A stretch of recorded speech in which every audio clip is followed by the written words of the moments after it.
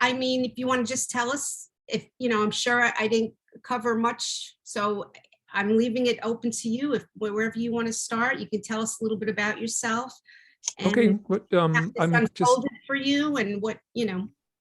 so I can go around the block if I like. I can, once I get talking, sometimes you're gonna have to like reel me in a little bit because who knows where I'll end up. I tend to so Awesome.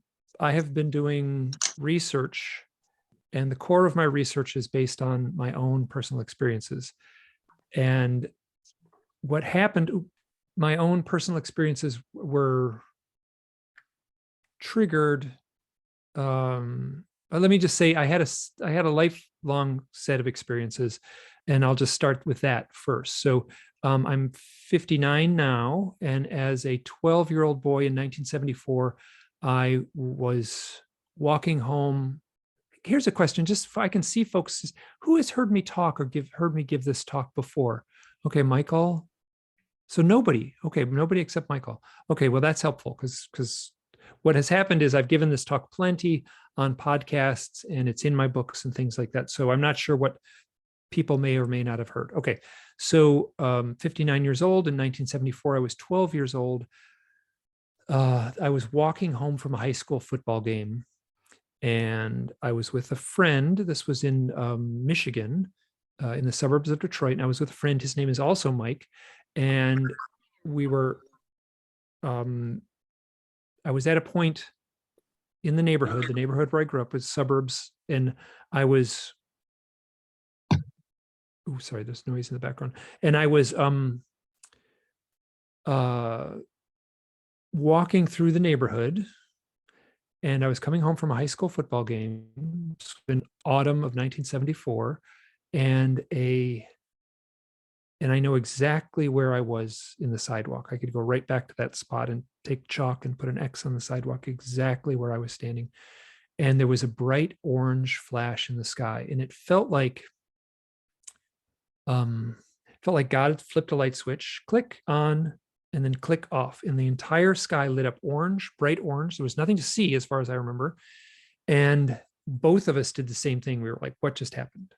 What just happened? And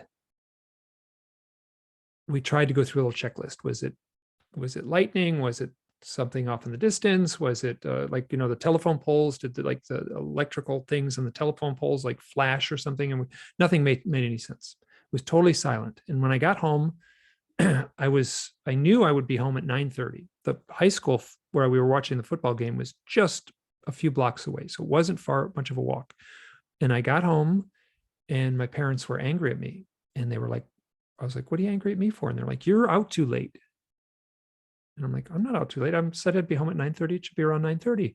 And they pointed to the television set, and the 11 o'clock news was ending, so that would have put it right around getting close to 11:30.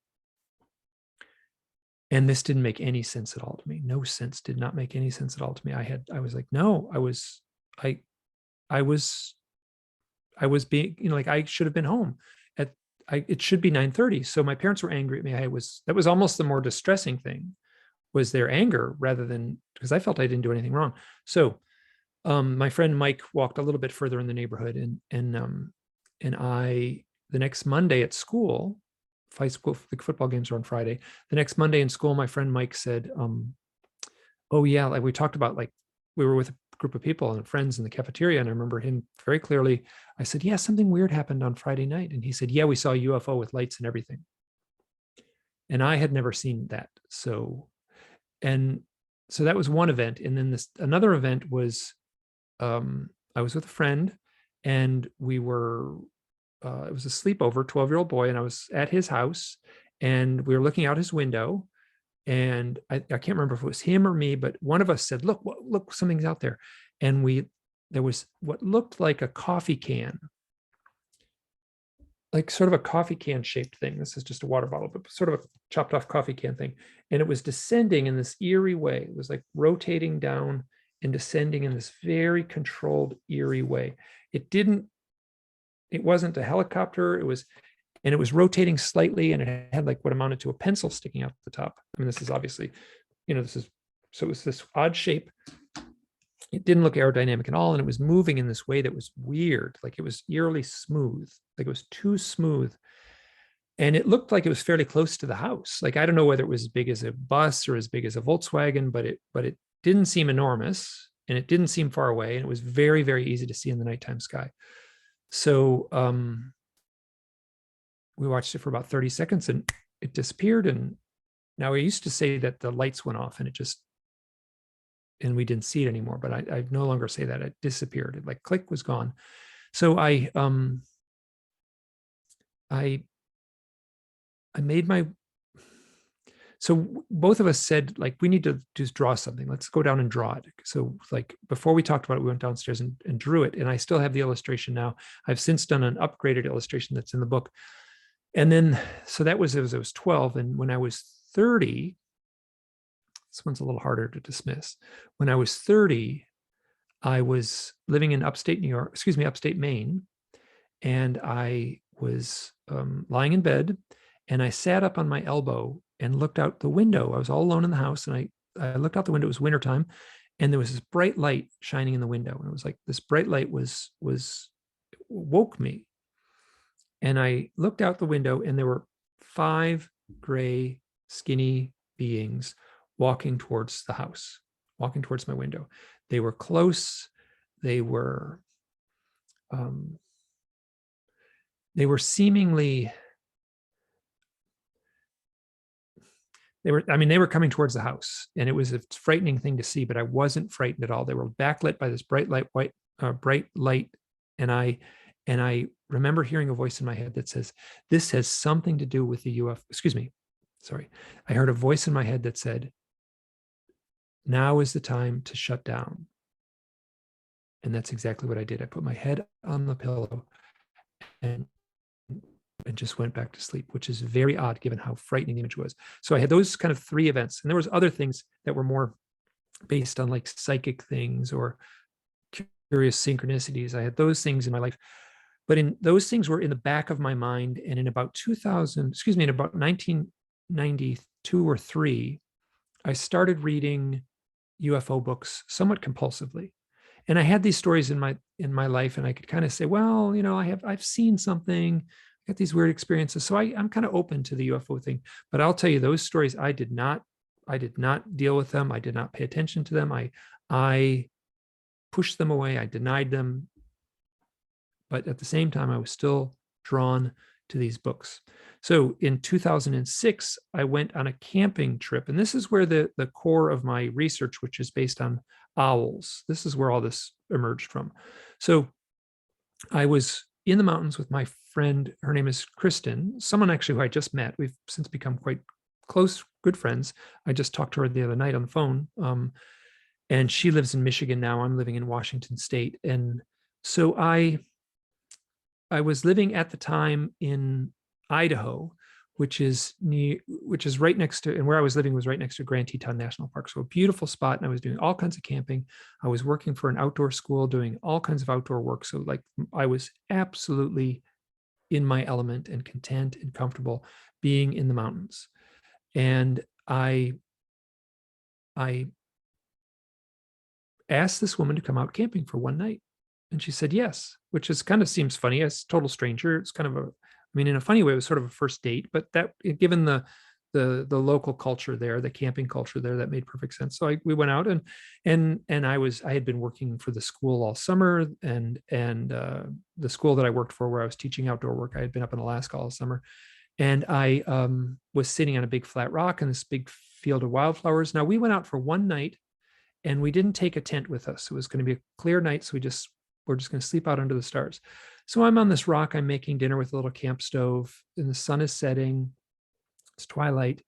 And this woman says something to me that struck me as very powerful and poignant and impressed me.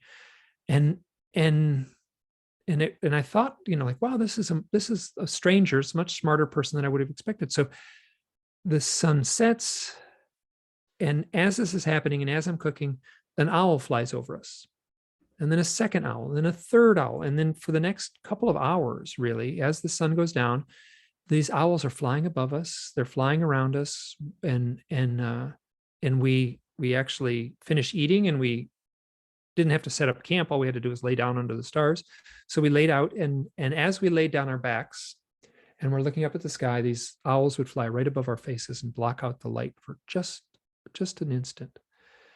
And I was really blown away by the experience, and so was my friend Kristen. So I said, let's go out camping another night. So the next morning we walked back, and I said, if I could, I'll give you a call. Let's do this one more time. So a few days later, we went out and camped in a completely different part of the mountains, also in the Tetons, and the same thing happened. At sunset, 3 owls flew above us, and before, they kind of kept their distance. They would be on a branch over there, and they would kind of swoop around us a little bit, but not this time.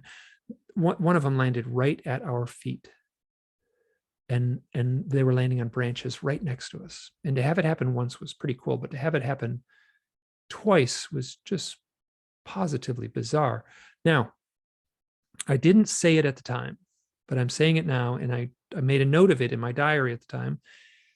When those owls first appeared, there was a voice in my head that said, this has something to do with the UFOs, right? So at that point in my life, I'm compulsively reading UFO literature. I'm well versed with the fact that owls can be a screen memory, and I see a real owl, and there's a voice in my head that says, this has something to do with the UFOs. So I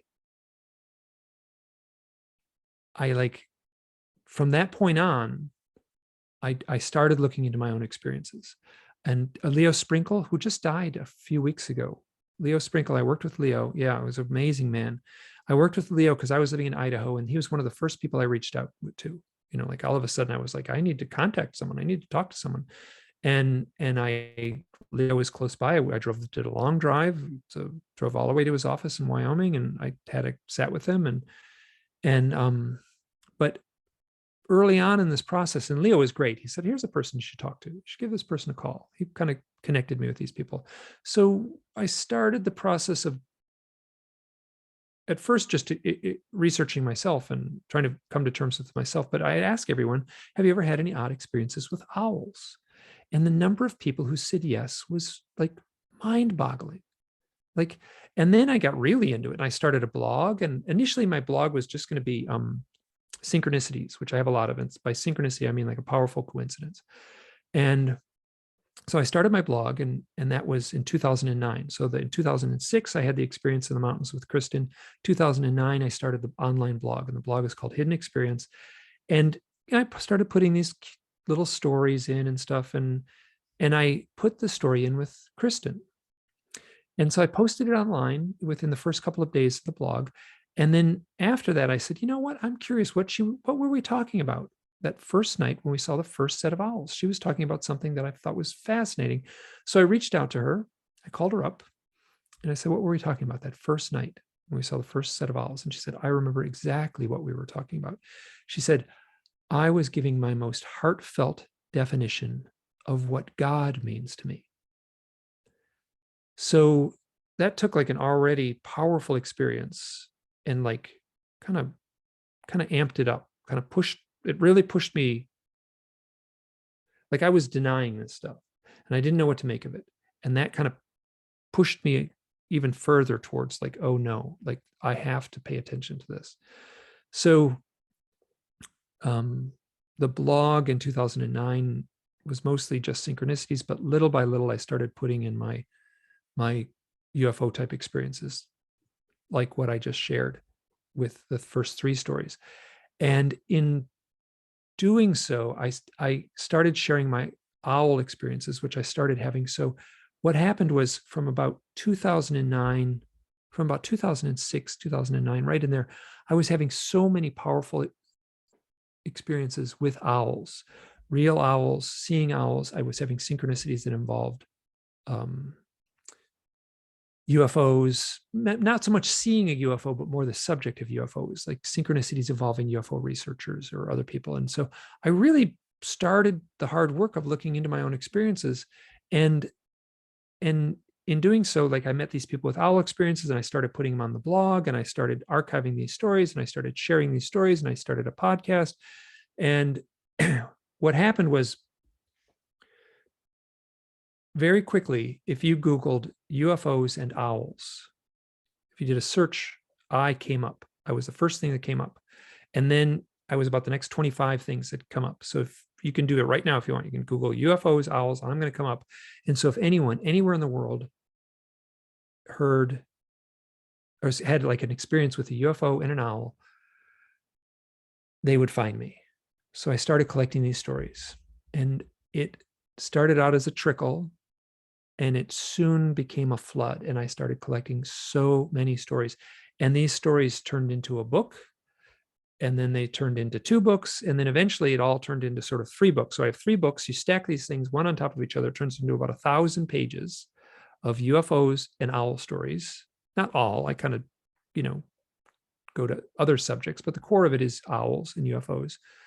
And what I thought it initially was just going to be a little thing where I'll just write a little magazine length essay, and I'll solve it all and I'll be done with it and I'll move on. But that hasn't happened. That was for over 12 years now. My life has been consumed with UFOs and owls, and I have been trying to archive and make sense of these things. And I've gone to UFO conferences and talked and given some talks. And I want to be careful not to just go on autopilot and give the talk, which I can certainly do. But so like, I guess I'll ask now, does anyone have a question or anything like that? Like what, like as far as what I've shared so far? Yeah, I have a question. Sure. So the experience that you've had with owls, a lot of it had, you said a lot of it had to do with people that have contacted you. What were there other experiences with owls after that that you can remember that happened directly with you and owls?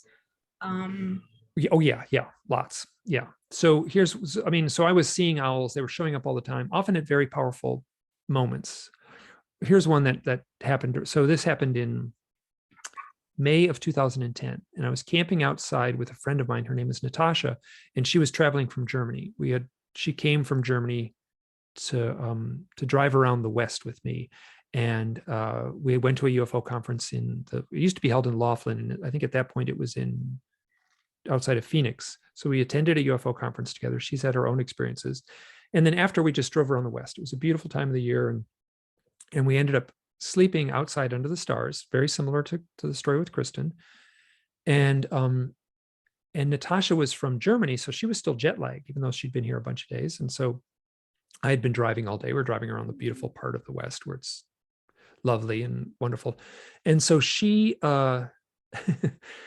she woke me. We're like lying in the sand in this beautiful spot. It's on the Burr Trail Road, which is just east of a little town called Boulder, Utah. It's a tiny, tiny town on the scenic sort of backcountry road. I think it doesn't get much traffic, even on that. There's not much traffic on that road. And she woke me up and she said, Mike, I can't sleep. I got to do something. It's like, well, like I got to sleep. I've been driving all day. Like I need to sleep.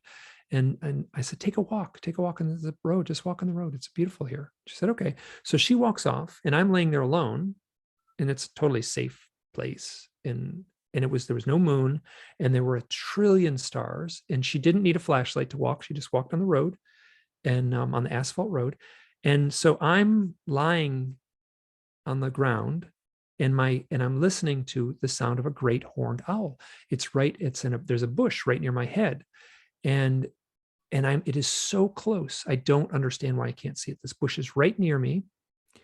The noise is coming out of that bush. I can't see the owl. It's nighttime, obviously. But it's loud. It's a great horned owl. They have an unmistakable call. And Natasha's walking. And then a little while later, I'm kind of drifting off to sleep. And she runs up to me and she says, Mike, we got to leave. And I'm like, what happened? And she says, well, in the entirety of the story, here's what happened. She left the camp where we're car camping. The car was parked right there. And she said, it was so beautiful. I felt like I was sparkling. Like I felt like I was sparkling. Like it was such a magical night. And she's all alone, and she looks off, and there's a glowing orb floating above the sagebrush. And she thinks, like, is that flashlight? What is that? And she's like, no, that's like a floating orb. And she says it kind of grows and gets the size of a beach ball and shrinks down. And then she's looking at it, goes poof and disappears. And she runs back to me. And now she wakes me up and says, we got to get out of here. I just saw this floating orb. It scared me. Let's get out of here. So we packed up the car and we got out of there. Now, this story has an owl and a UFO, a floating orb, side by side. Mm-hmm. Natasha sees a UFO. I listen to an owl. Now it gets weird. This is like part of the issue here. It gets strange. Natasha wasn't that far away. This is like a calm, still night in the desert. The owl was loud. She should have been able to hear it. She never heard it. I should have been able to see it. I never saw it. So there's these odd details that show up in this story. I don't know what to make of it. Like was the owl itself some sort of contact, or excuse me, some sort of screen memory? Mm-hmm. So I'm at a place now where like I'm collecting these kinds of stories. Here, I'll tell. So what I've done. So that's one that happened to me, and I've got a few more that have happened to me, but that's a pretty good one. That's kind of hard to deny. Do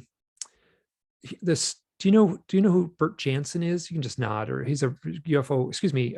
He does some UFO research, but he's a crop circle researcher out of, he's from Holland, but most of his crop circle research is in the UK. So he was in a field in Wiltshire County, which is where the majority of the crop circles that are reported seem to come from the farmland there. And he was at the end of the summer, and he was like, okay, I've been doing this crop circle research for a number of years now. I'm done with it. I'm going to move on. So he basically says, he declares to himself, I'm done. I'm done with crop circle research. I've been doing it. What am I going to learn that's new? What can I learn that's new? And then as he says that, there's an orange orb floating through the field. It's kind of floating along, and it bobs along, and it, just like Natasha says, it grows big and it shrinks small, and it's kind of floating along, and it's twilight. And there's like a shed in the middle of the field. And so this orb is floating along, and it goes behind the shed. And as it passes by, he's like waiting for it to come out the other side, and it doesn't come out the other side. And he's like, where'd it go? So he walks up to the shed. He walks around the back because it went behind it. And right at about the level that the orb disappeared is a window with broken glass on it. He's like, well, maybe there's something in the shed. So he goes around to the front, the door where the door is, and he tries to open it. It's locked. He puts his ear on the door, and he hears this noise, and he hears this like creepy noise, this hissing noise, like hiss, hiss. And it like sun's setting, he's scared. He's like, oh, I'm going to come back tomorrow. So he comes back tomorrow, and I give this guy credit. He broke the lock on the shed. And he opens the shed, and there's a ladder that goes up to a loft, and that's the level where the broken glass is. So he climbs the ladder, and he looks over the edge, and there's a family of barn owls. Wow. And the barn owls, they do make an eerie hissing noise. So they make this, it's a creepy noise. It's kind of like a Halloween sound effect kind of noise, this eerie. So, and he thinks to himself, what, like I saw UFO. I saw this floating orb. I saw this like a UFO, a floating orb. And it took me to these owls. Now, let me back up a little bit. As I've done this research and as I've moved on, I have sort of taken on what I often say, I take off my UFO investigator hat, and I'll often put on my shaman hat. And I'm kind of fast tracking some of this to get to this part right now, and just as I ad lib this. But what I often ask people when they have these experiences is, what was going on in your life just before the experience? And then I'll say, what was going on in your life just after the experience? And so Bert, who saw the owl after seeing the orange orb, I said, he said, well, what going on right before was he said, I'm done with it. I've given up crop circle research. And then right after, he says, well, now I have to keep going. I have to keep doing the crop circle research because this is so weird. And in that same part of the country, there's a woman, her name is Maria Wheatley, and she does crop circle research. And she also does research of ancient sites like Stonehenge and the standing stones of Avebury and things. So this I heard her on a podcast and I just listened to her voice and I'm like, oh, she's got to have a UFO, or excuse me, she's got to have a powerful owl and UFO experience. I could just feel it. I just knew she would. So I'm shameless at this point. So I contacted her on email and I said, my name is Mike. I'm doing this research. I have to ask, have you ever had any owl and UFO experience in conjunction with each other? And she said, that's so weird that you ask, because I have. And she tells me the story. So she's going to go on a walk with a friend in the same part of the country in Wiltshire County. And it's a path in the forest. So she's walking down the path and they just leaving the car and they just take a few steps down the path. And this white barn owl flies right across their path. And they both have the same feeling. They both have the same sense. They're like, we can't go on this walk. We're being told not to. It felt like the owl like barred their way from going on the path. It felt like there was direct communication from the owl. So she says, well, let's walk around. There's this hill there. Sometimes the hills are called castles there. So there was a hill they called Oliver's Castle. And they hike on this to the top of the hill and they watch the sunset. And as they're watching the sunset, there's this orange light in the sky. And it's floating around and like grows big, and it grows this huge, giant, like mothership of a cigar in the sky and floats toward them. And they're freaking out and they're scared. And then it shrinks down and poof, it disappears. And they're totally freaked out. They're totally scared. So they run back down and they try to get in the car. And she tells me the guy's like totally, he can't get the key in the ignition or the key in the door lock because he's shaking so much.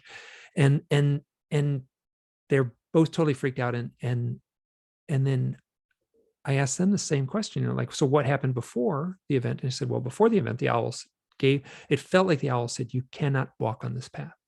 And then after the event, both of them had this weird thing with psychic abilities. The fellow that she was with, like, went to the pub later that night and he said he could read everyone's mind in the pub. It scared him, like totally unnerved him, freaked him out. He was reading everyone's mind. He could totally have like basically had ESP and could read everyone's mind. He said that faded away after a while. But right after the event, he had psychic powers. Now, I will say that like even a very conservative organization like MUFON, which I don't feel like they're doing a lot of cutting edge. And I know a lot of I have friends that work with MUFON, and I've had this conversation with them. They're sort of a nuts and bolts above the waterline kind of organization. They do abduction research and contact research, but even on their form, they have a form that they fill out when they talk to witnesses, that says what time of the day, which direction was it, what time, what was the date, very normal pragmatic things. And it also right in that thing is like, after your sighting, did you have an increase in psychic abilities? So even a conservative organization like MUFON is aware that this is part of it. So, and then Maria said she was a tarot reader. She was doing tarot work. And she said her ability to do tarot work just heightened. It just changed, just elevated. So to ask the question again, what was going on after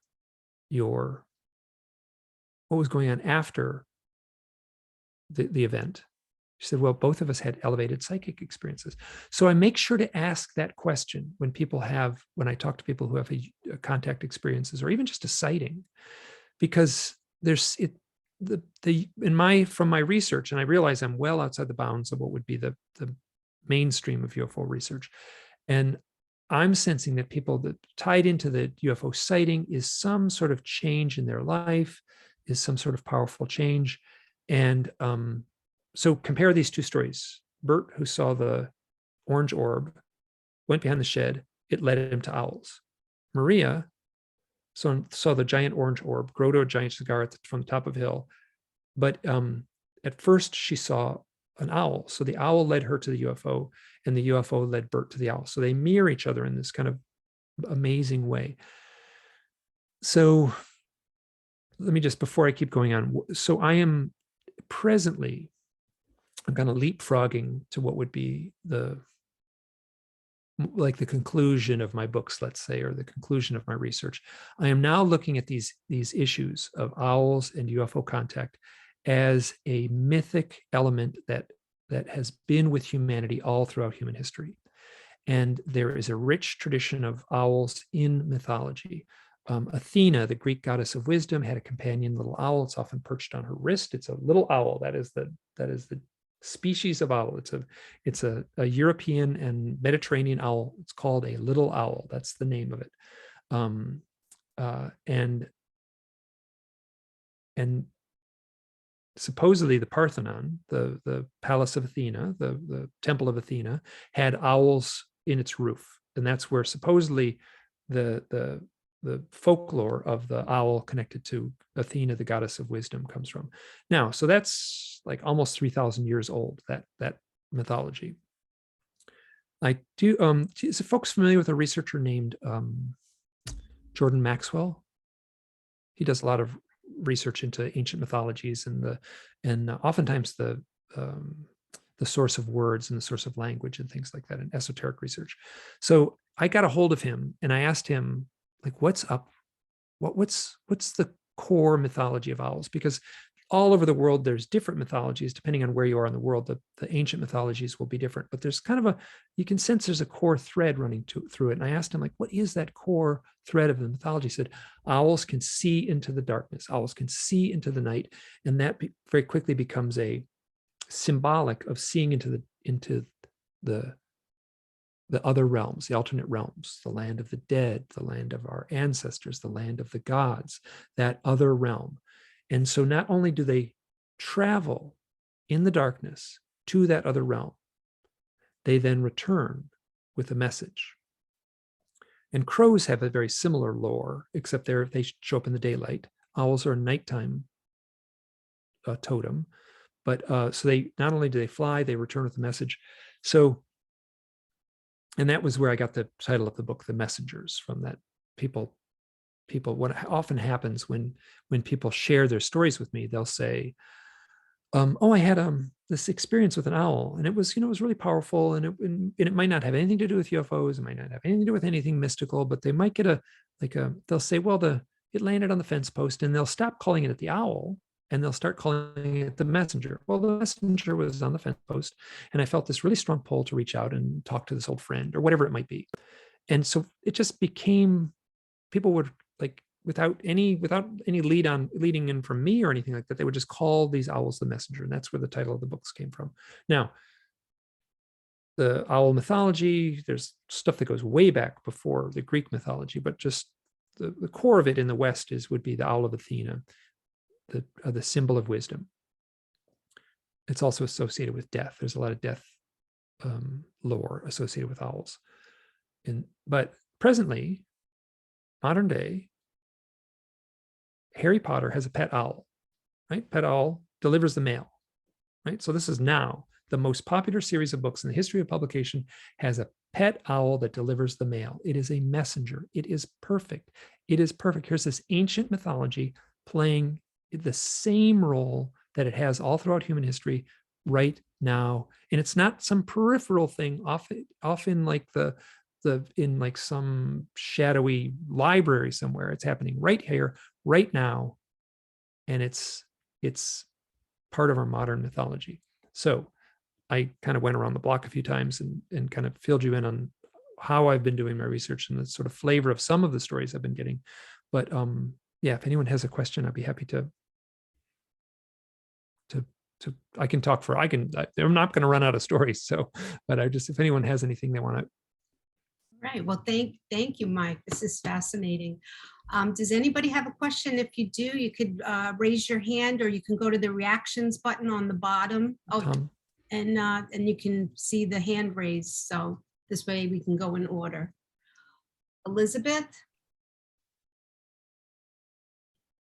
Does Tom raised his hand? Yeah, I think Tom went first. Raised. Go Okay. ahead, Tom. I didn't catch that. Okay. Go ahead, Tom. Yeah, thanks. Mike, I'm finding your whole story so fascinating, so I really appreciate it. I've never heard the connection between owls and UFOs, so I find it really interesting. I was just going to share one weird coincidence that happened today. Before I read your bio and your connection to owls, I was just watching a YouTube video of someone I follow, and he had his owl on his shirt.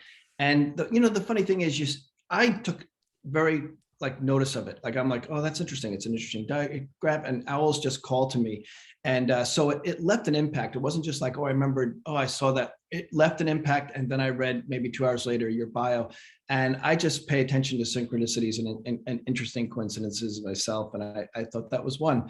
But I've never heard this connection, and I'm finding it fascinating because I do believe there's no question in my mind that UFOs, there's a heavy spiritual element to their being here. And I think that includes archetypes and mystic experiences and whatnot. So yeah, I really appreciate your time and your talk. Oh, yeah, thank you. Yeah.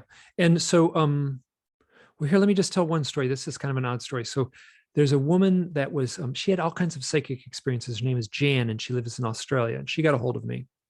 This is like, this story is so common. I do this thing. I've written it so many times because people send me their owl stories, and then I write back to them and I say the same thing all the time. Your story has the flavor and mood of other stories I've heard. It's not exactly, but it has the flavor and mood of other stories that I've heard. So she's driving with her husband at night. She'd had a lifetime of psychic abilities, psychic things, and she had just started working with a group, like a UFO group, trying to do like CE5. So they try to call in the craft. And she was having, she hadn't seen anything, but she'd had all kinds of lifetime of like paranormal things and stuff like that. So she's driving, she's with her husband, and she's just kind of in the passenger seat. She's just kind of drifting off, and she thinks to herself, you know, I've been, all the stuff I've done and all the hard work I've put in this UFO research, I'm ready to see something. I think I'm ready to see something. And she hears this booming voice in her head that says, you are not ready. It's like, what do you mean I'm not ready? Like, what do you like? It's like, the voice says, we don't want to startle you. And she went, as if anything could startle me. And bam, right at that second, an owl hits the windshield. Like, bam, like loud, right on the windshield. And it totally, her and her husband are like, they're brave, their pulse is pounding. They pull the car over, and this is something that they should have killed the owl. It felt like it was like, we're going fast enough. The owl, bam, like hit the windshield right in front, bam, right in her eyes. And they both got out and they looked around. There was nothing to be found. There was no feathers. There was no blood. There was no owl. Maybe it just glanced off and flew away, but this is very common. And this story I've got so many times, the owl hitting the windshield at these like powerful moments. So she says, I'm ready. The voice in her head says, you're not ready. The messenger, bam, this owl does exactly like it's like, so there's no UFO in the story. She asks to see a UFO, bam, an owl hits the windshield. This story in one form or another is so common. Now, if you look at dream language, right? So she saw that owl as they were driving. She saw it lift up off the barrier between the road and the forest. Now, this is me. This is totally me, and I am guilty of this. This is like how I want to try to explore this. Like if you take a step back and don't look at the story logically and look at it with dream language, right? So she's on the road. I'm going to kind of sound like the gypsy fortune teller here for a little bit. She's on the road. She's on the path. She's on the path of life, the road. There's a boundary between her and the forest. Now, the forest in almost all traditions is the place of testing. It's the place of mysteries. So on that boundary between her life path and this place of mysteries sits an owl. And the owl plays the role of the intermediary between these two worlds. It goes from our world into the other world and comes back with a message. So the owl is on the boundary. She said it right in her letter. She said it was on the boundary between the road and the forest. And it flies and hits her windshield. And she was just drifting off to sleep when she heard, and it woke her up. So like, for me, this is the symbology that I'm looking for. And I may be way off base, but I found that this for me has been a very fruitful way to try to explore these mysteries. Fascinating. Thank you. Elizabeth. Thank you. I am enjoying just listening to everything you have to say, Mike. So thank you. I have 2 questions, but the first one's really quick. You mentioned a story about people doing tarot work, and I don't know anything about that. Can you just spell that for me so I Oh, can tarot. research Okay, it? sure. Yeah, tarot. Tarot. That's the cards, the divination Oh, cards. that's okay. Tarot cards. Okay, Tarot, yeah, tarot or That's how tarot, you yeah. pronounce it. So Okay, yeah, gotcha. I'm from Michigan, so All right. so And yeah, the other thank you. But the other question was, and you might want to wait until, I don't know, if it's too personal for you, you might want to wait till the recording stops, but have you done any kind of regression work or any kind of stuff to investigate your own experiences more, to try to just fully understand what happened a little bit more? yeah, I have. I've done actually a fair amount of regression work. I've had very little that have been fruitful. I've had one powerful experience. Here's like, so let me just say, so people say, oh, I'm cautious of hypnosis, right? Which I'm too. I'm very cautious of hypnosis. And I'm like, I have no problem talking about this. I've been talking about this stuff and writing about this stuff. And I have had a lifetime of severe clinical depression in my life. And I did a hypnosis session, had nothing to do with UFO stuff, but I did a hypnosis session, which was a past life hypnotherapy session where the hypnotherapist took me to a past life. It's a long, complicated story. I won't get into it here, but it basically was this trauma that took place in a previous life. And then, at the end, she counted down from, I'm going to count down from 10 to 1. And when she got to 1, I sat up in the chair and I was like, I'm cured. I'm cured. I'm going to knock wood here. I just want to but that was in 2014, which is 7 years ago now. And I haven't had clinical depression since then. So so hypnosis in that realm, I feel is very powerful. Now I had a hypnosis session that was in 2017 and 2018, and the same story occurred. I can get into that, but it was to tell that story correctly, I have to tell you the event that we were looking into, and then so it can go on. But what I will tell you is, which is wild, is a lot came out in that hypnosis. Like, it was emotional, and I cried, and I swore, and I was it was heavy. It was totally heavy. And at the end, before the session, this was with Yvonne Smith. She's a therapist out of California. And before the session, you sit down in the room, and she was she asked, what do you want to cover? What do you want to? And I said, hey, when I'm under hypnosis, you ask me what's up with the owls. What's up with the owls? I want you to ask me when I'm in this place where, who knows, are you accessing my subconscious? I don't know, but please ask me. So she did. And as the thing is winding down, and we go through all this stuff, and I'm after the crazy emotional roller coaster of the session. And I'm a little more even keeled as we're winding down. And she says, and Mike, what is your connection to owls? And without skipping a beat, I say, the owls aren't important, which is the opposite of what I would ever say. I would never say that. I would say the owls are they've changed my life. That's all I do. I get up in the morning, I answer emails about owls. I work on owls all day long. I write books about owls. I talk about owls. I go to UFO conferences and give presentations about owls. It's all so she asked me, what's your connection to owls? I say, I don't know where this comes from. I go, the owls aren't important. And then I say, which I've done this many times, I can do it completely off. It was a really powerful moment. She says, I say, the owls aren't important. The owl is a symbol on the door. The owl is the correct symbol for the door, but the owl is not important. The door is important. We are on this side of the door in this tight, claustrophobic little hallway. And on the other side of the door is an infinite vastness. And I don't know where that came from. I actually asked her, was I channeling? And she said, well, I mean, it could have been. How do we know? We're we'll never know. And I'm so that came out of, I don't know where. So that has been, since 2018, has been a little bit, has allowed me to take a step back and go, okay, the owls are symbolic, and I don't want to get lost in the minutia, right? I don't want to put my face so close to the newspaper that I can't see the picture. All I see is those little teeny polka dots that make up the picture. You know what I mean? I want to be able to step back and say, okay, I want to see what the bigger picture is. So the owls seem to be, for me, symbolic of this other realm. I should be able to do this off the top of my head. I did my first book in the publisher. Do you folks familiar with who Richard Dolan is? This is the kind of crowd where people should know who Richard Dolan is.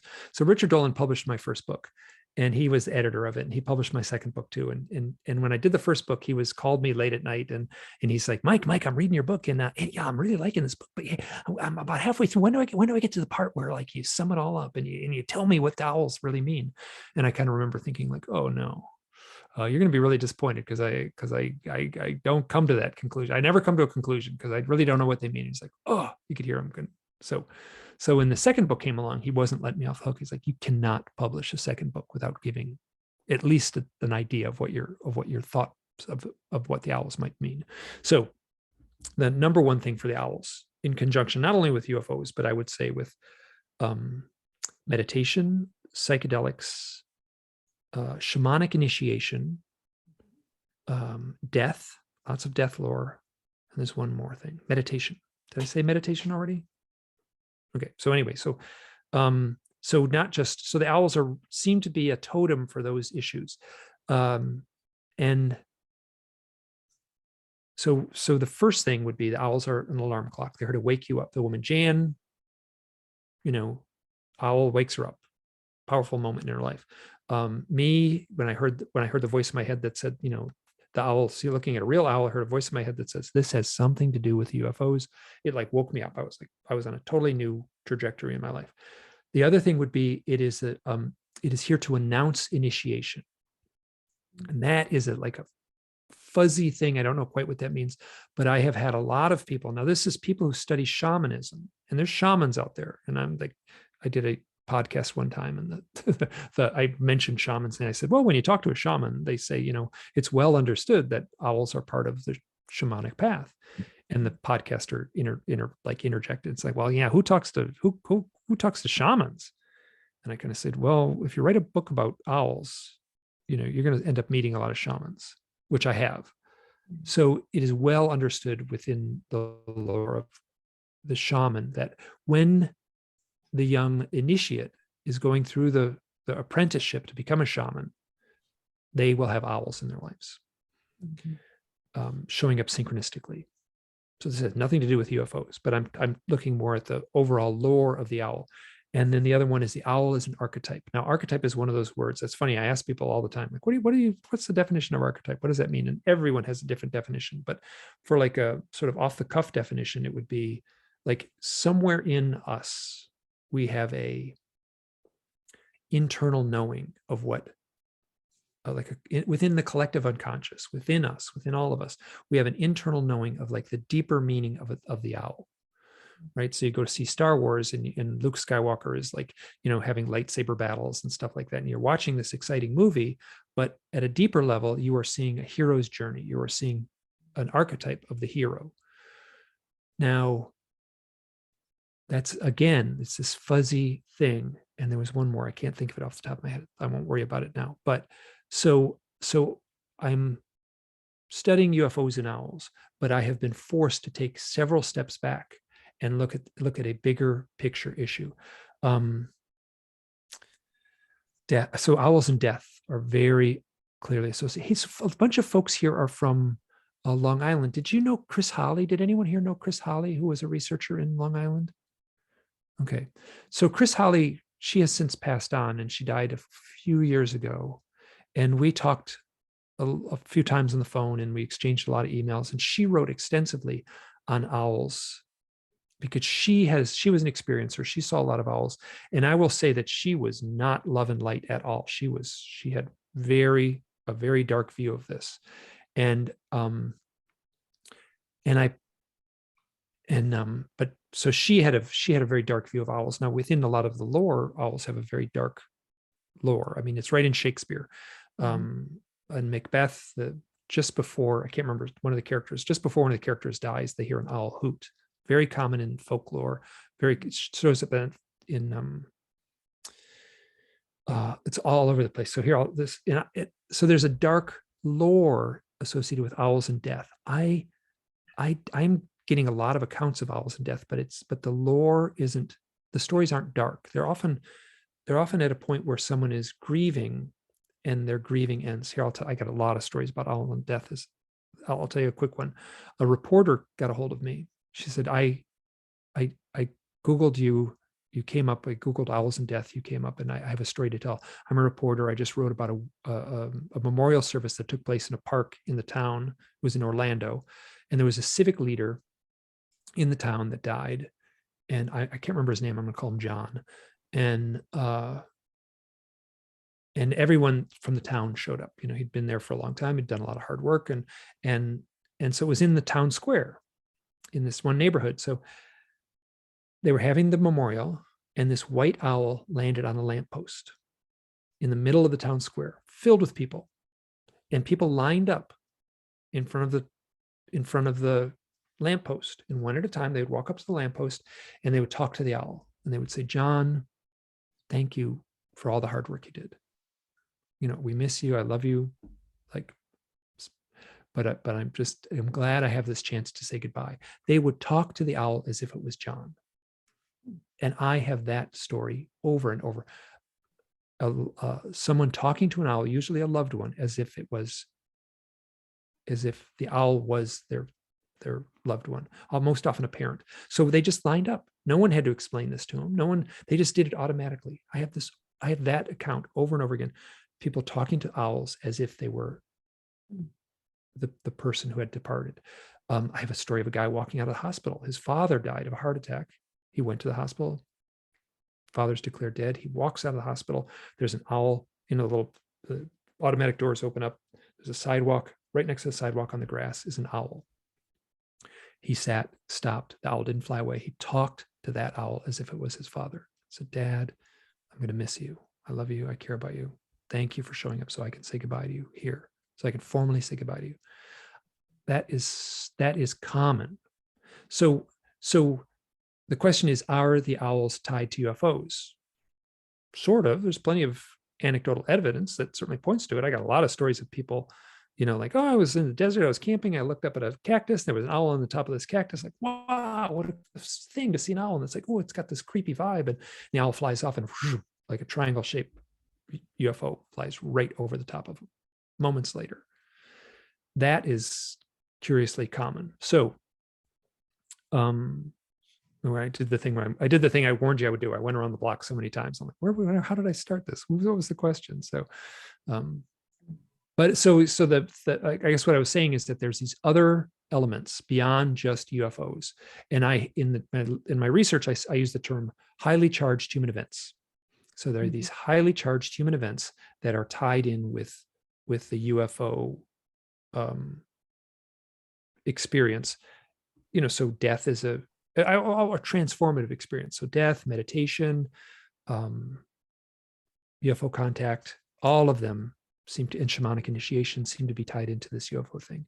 I have a story of a guy who was meditating. He liked to meditate outside. And he stood up and he declared, I said, I am meditating for the upliftment of mankind. This is my intention for this meditation. So he sits down, he meditates. It's a beautiful day. He stands up afterwards and he looks off and there's crows circling around in the field across from him. Like, what are they doing? And he kind of walks around like, why are those crows there? And he realizes that there's an owl sitting in the field. And he's got this beautiful photograph of a snowy owl, which is very rare to see a snowy owl. And it's very common for crows to harass owls. Crows and owls kind of butt heads. So I got a lot of stories where ravens or crows are harassing an owl. So what happened before his owl experience, no UFOs in this, what happened before his experience, he said, I am meditating for the upliftment of mankind. And he sees an owl. So there's this mystical element to this. And I would say that the mystical element, and I'm cautious because I recognize fully that people have dark, traumatic experiences related to these experiences. I don't want to deny that or pretend that doesn't happen. I've had some terrifying personal experiences myself. But at the same time, woven into this lore are these mystical things. And so I'm stepping out of the UFO box and also covering other highly charged human events. There. Okay. Sorry. I'll anyone else wants to ask something, I'm all for it. Okay. Paul, can you unmute so you can ask your question? And if you can turn your camera on, that would be great. I don't like being on camera, honestly. I'm kind of camera shy, but my question kind of is this, and not to rain on your owl parade, but you saw these beings when you were young, and they told you basically go to sleep, and you did. And before that, they took you for what seemed at least 2 hours. Yep. And you got in trouble with your parents for it. Don't you feel kind of violated? I mean, that they just took you and they manipulated your mind, and couldn't these owls just be mind manipulations? The owls, certainly, I have plenty of stories where the owls show up as a screen memory, right? So people see like a 4-foot tall owl in the middle of the road. So your question is, how do I feel? Because my experiences with the Greys are not exactly nice. And they don't play nice, and they really don't give a crap about us. So from my direct, okay, so I totally respect that. I understand that. I'll tell one story that I was camping with a friend. This is Natasha again. We were camping, and this was in Southern Colorado. And it was just car camping near this side of the road. And there's all kinds of stuff to the story where literally we couldn't leave the town because my brakes broke the car was stuck at the mechanic's place, and the mechanic wouldn't give the car back because the brakes were failing. And he basically said, you cannot leave town or you will die. Oh, Yumi has a owl little amulet there. So we camp out that night, but before going to sleep, basically someone says, you can't leave town or you'll die. He said it. So we could rent a car, we camped there, we ended up traveling around for a while. And so Natasha and I were super close friends. So we camped that night. And at some point in the middle of the night, we both woke up screaming, both of us, like screaming. It was a sense of fear that I have never felt before, since Natasha describes it the exact same way. There was this internal freak out. Both of us were totally, absolutely traumatized, freaked out. And then I remember we're trying to talk, and it was like, and then we both went to sleep. We went from adrenaline, crazy freak out, heart pounding, just terror, to asleep. The next thing I remember is having no emotion at all. And I floated up and I passed through the roof of the tent. And I remember saying, I have to remember this. I have to remember this. I have to remember this. And then I said, am I on a table? Am I on a table? Am I on a table? Am I on a table? And this is my memory. And then I heard Natasha's voice say, and I was in this white realm when I was saying, am I on a table? I didn't see a white room. I didn't see anything. It felt like I was just in this endless white realm. And I heard Natasha's voice say, Mike, you're floating. And then whoosh, I was back in the tent, as far as I can tell. Now, I feel strongly Natasha never said that, but that's my memory. And so that was terrorized me. So I got up the next morning, I walked around, I looked to see if there was a burn mark in the grass. I had a weird scratch on my chest that went from my left shoulder to my belly button. And it was, when you examine this scratch closely, like it was a row of tiny little blisters. It wasn't a scratch at all. It looked like a single cat claw or a single rose thorn had dragged across my chest. So,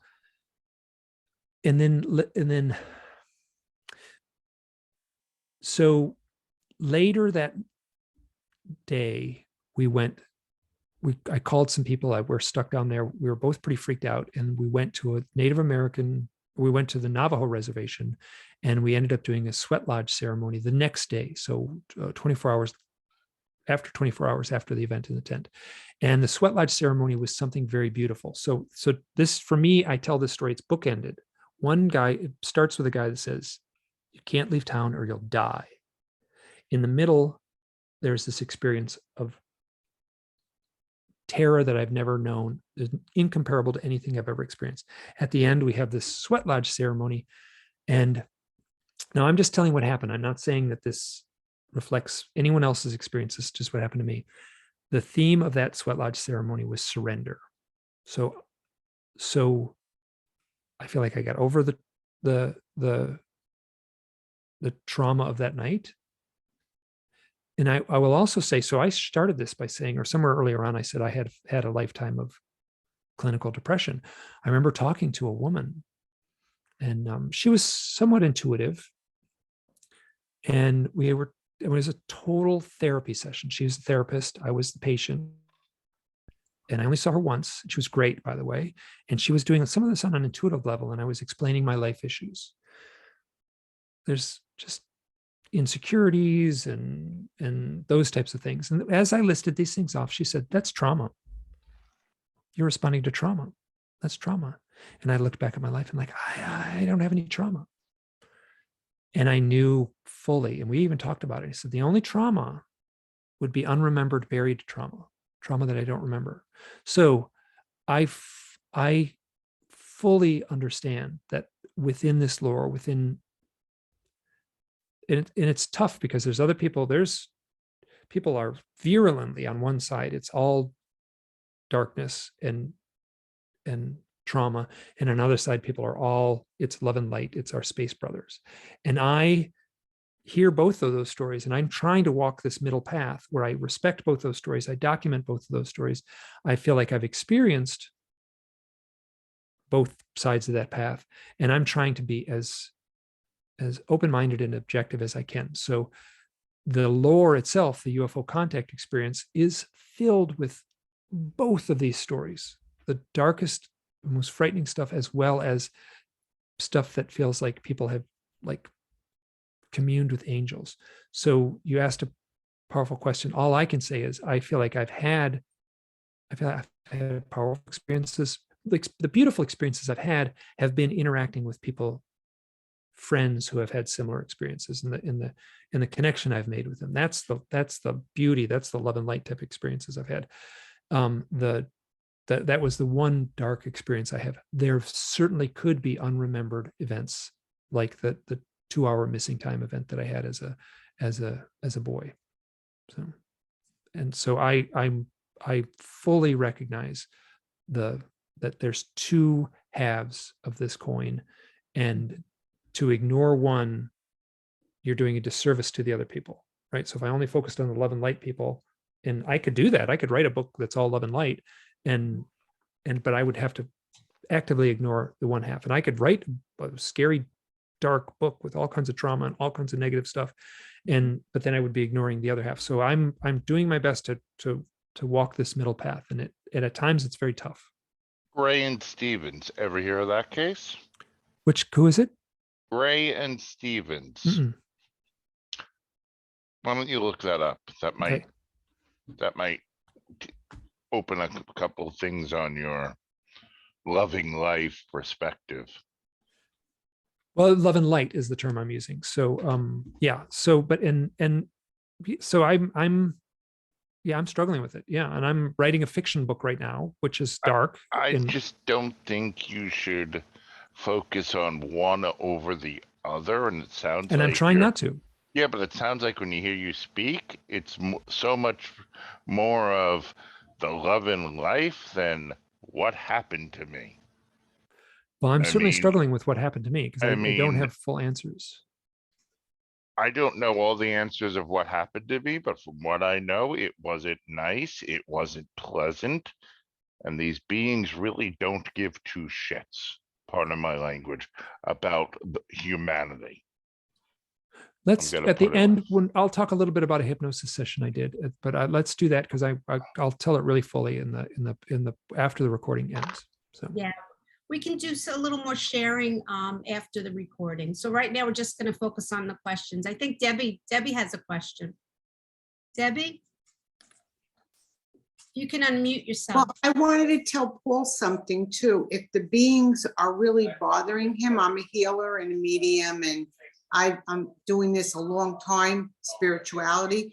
I would get some good white buffalo sage and sage your house, because sometimes they just attach to us, and you might be able to fix the energy in your home. That could help a little bit with the beings. Yeah. Thank you, Debbie. Did you have a question for Mike, Debbie?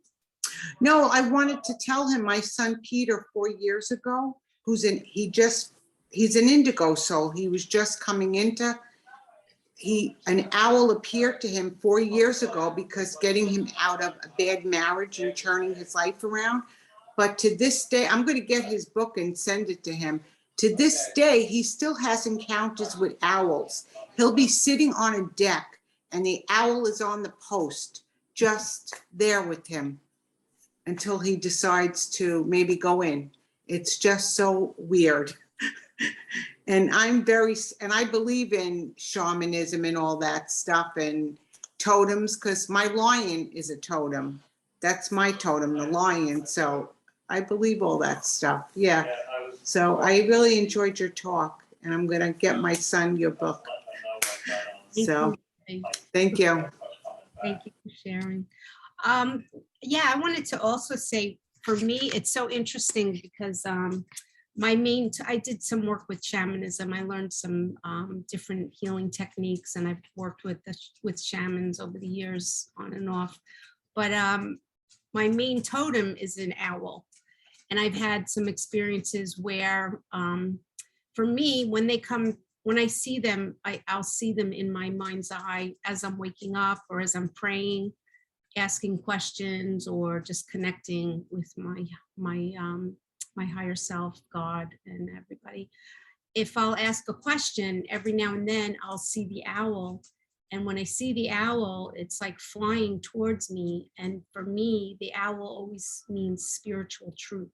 So when I'm asking about something, it's always been this symbol for me where I'm getting like it's a truth sign, that what it is I'm experiencing or something like that. But I've also heard them outside of my room at different times. Well, owls are very common. There's plenty of owls out there. They're common. Yeah, and it's interesting when I'm, the different times I've heard them, I pay attention to what's going on at the moment, and it's always kind of synchronistic. Or sometimes I've even been, channeling or in prayer or doing some kind of meditation work, and I'll hear them outside my room. And, I think it's just so interesting, that there's so much to it. And like you said, earlier, I thought it was interesting that the owls themselves, it's not important about the owl, it's what's going on behind. Owl is a symbol, yeah. Bigger picture, and the window into the infinite realm. And I would also add that the owl, as far as a totem, it's not a light and fluffy totem, it's a tough totem. So I have one story here that a woman contacted me, and she had had a lifetime of UFO contact experiences, dealing with a lot of fear, with a lot of terror in her life, dealing with a lot of insecurities. And she was living in on the Pacific coast, and there was a bay and there was a jetty that went out into the bay, and she would walk her dog on this jetty, this big rock jetty, and she could walk, she's like a quarter mile out on this jetty. So and there was a pouring down rain one day, just pouring down rain, and the dog wanted to go for a walk. So she said, okay, I'll go for a walk. So she walks out, and she's like, takes the dog out to the jetty, pouring down rain. She gets about halfway out on the where she walks usually, and she's like, what am I doing? Why am I walking in the rain? This is crazy. So she turns around, and there's a big owl. She turns around, there's a big owl standing in the right in her path, and her dog usually was all high strung. It's this big German Shepherd. The dog should chases birds and stuff. The dog just sat down. And she said it was like confronting royalty. And then she looked at this owl and the owl flies off. And then she said, it was right after that I had this pain in my shoulder and I had cancer. I went to the doctor and had cancer, and it was brutal. And I went through traditional chemotherapy, and I went right up to the line of death. And it is the doctors and everyone in my family, and we're all amazed that I'm still here, but I've been cancer-free for 10 years. And so I asked her the question, like, what was going on in your life before this owl sighting? So before the owl sighting, I was scared of my own shadow. And now after this, I am afraid of nothing. And I said, so what do you sense the owl was there for? And she said, I feel the owl was like a marker in my life that was saying, get ready. Your life is about to change, and it is going to become very difficult. So as far as an owl as a totem, that's a very heavy example of it, but an owl is not a light and fluffy totem. It is a sign of challenge. And so, and I would say seeing a UFO is a challenge, right? So people who see a UFO, their old paradigm just crumbles. Everything they've been told all their life just has to crumble, because they see something that tells them that reality is not what we have been taught. Absolutely. Well, thank you so much. This has been fascinating. Does anybody else have a question before we move into the sharing portion?